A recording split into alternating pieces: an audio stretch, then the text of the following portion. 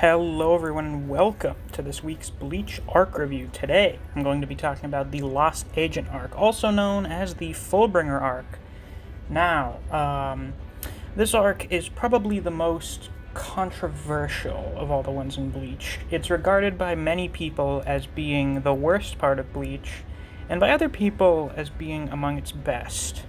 So what do I think of it? Well, I think it has a lot of very good qualities, but I think it has some very glaring issues that really bring it down in my eyes for the rest of the series. So, starting off with the positives, the Fullbringers are very cool. They add an interesting dynamic to the series after dealing with just the Shinigami and the Arrancar for so long. It's nice and refreshing to have a new power system implemented.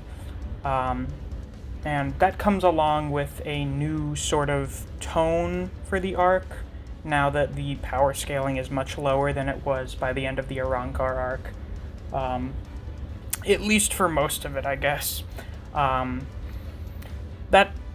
opens up a lot of new opportunities for the story. Now, the villains of this arc, Ginjo and Tsukishima, are very good.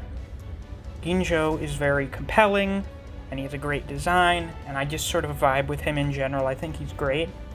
And Tsukishima's just really cool. Book of the End is a terrifying ability, just with the way he implements it.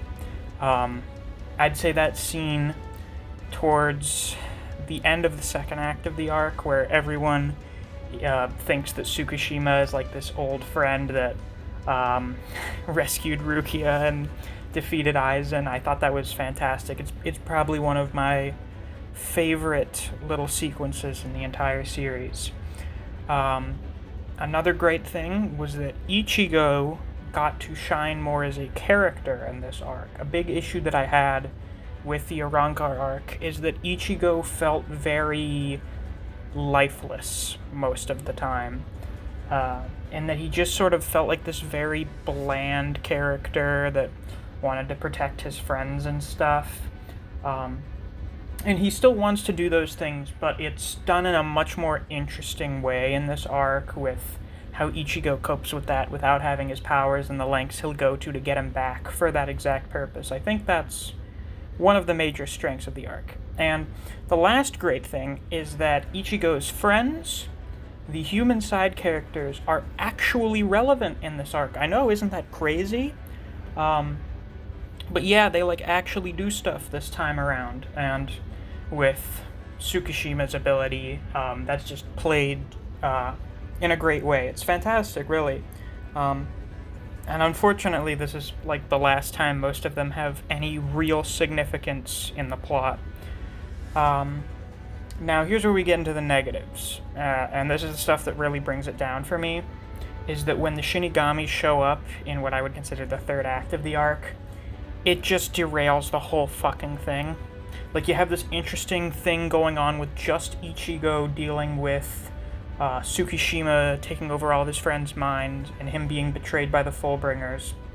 And then all of the familiar faces from the Gotei 13, aka all the people we've seen fight a bunch of times by now, show up, and they're like, "Don't worry, Ichigo, we're here to give you your powers back." Or, well, Rukia was already there to give him his powers back. But they show up. And then they just sort of take out all of the Fullbringers, and a lot of them do it in one chapter. I mean, you got some cool moments out of it, with Kenpachi one-shotting Giriko. That was great. I originally saw that in the anime a while ago, I just saw a clip from it on YouTube, and it was hilarious. And then stuff like Ikkaku relocating his shoulder just by flexing. We got cool stuff out of it. But my issue is that you just have these characters that come out of nowhere, that have no connection to these people that we've been building up for just this arc, and then a lot of them get taken out in one chapter. So that felt weird. And having them come back and just take out these new characters that we just had introduced, even if they didn't die, just having them come in and they're like, "Hey guys, was this interesting?" Not anymore. It completely fucked up the tone of the whole thing. or something like that. Like, it just felt like it disrupted everything that was going on. My next very big issue is Ichigo gets a Fullbringer. It's cool. It's like this armor thing, and he gets like a short sword out of it. It's cool. And then Ginjo takes it, which leaves Ichigo without powers, and then Rukia immediately shows up and restores his Shinigami powers. But they're better now because they have the spiritual energy of everyone in the Gote 13, pretty much, or at least all the captains. Now, I will first off say that Ichigo's new Shinigami form, and especially his Bankai form, are fucking fantastic. They are probably his best designs. They're among the best designs in the series. Fullbringer arc Bankai Ichigo looks amazing. But here's the problem I have. Why have Ichigo lose his powers and then get a new power, only to take that away and then give him back his old powers? And then his new power that he had gained after originally losing his powers become completely fucking irrelevant for almost the entirety of the rest of the plot. Like, what was even the point of that? Why bother having him lose his powers in the first place? Or, alternatively, which gets into my next really big problem, is why even bother introducing Fullbringer? Because Ichigo loses it and gets back his Shinigami powers, so he never uses Fullbringer again. I know I've heard that he gets them back in Can't Fear Your Own World, but I haven't read that, and I don't think having it be in a light novel years after the series ended, or after this arc happened, is like a good excuse for having done that.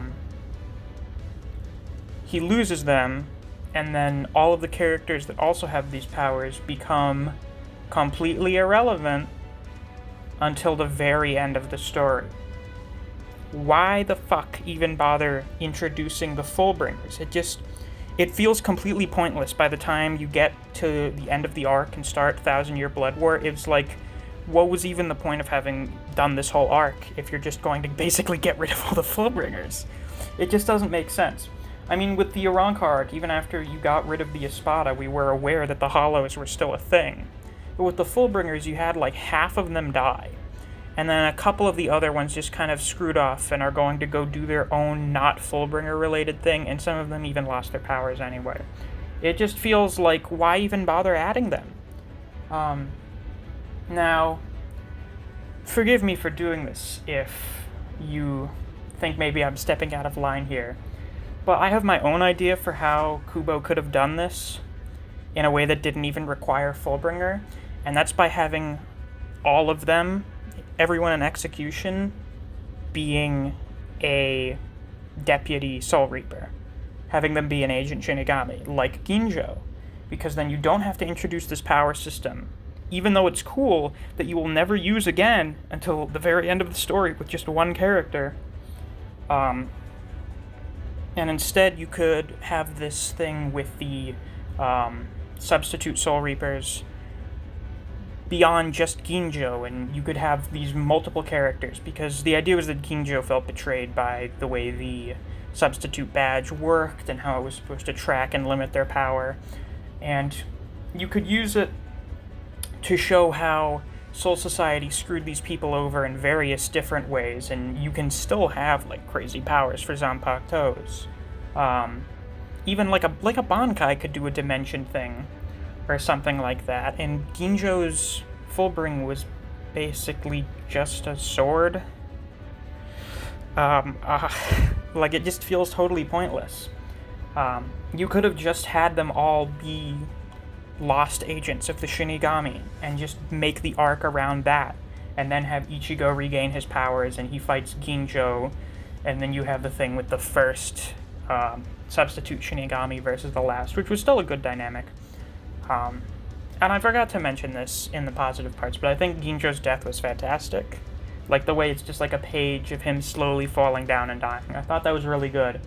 But, like, the whole arc just feels really meaningless. Like, why even bother having done it? You could have very, very easily have just had Ichigo get a power-up at the end of the Arrancar arc, and then just go immediately into Thousand Year Blood War. Like, the arc just, I know I've said this like half a dozen times now, just in this video, but with the way that the Fullbringer arc ends, it's like, what was even the purpose of introducing this new power system and these new characters that use it if they're never going to really appear again in any significant way for most of the rest of the story? And no one in the main cast will make use of these powers. It just, I don't know.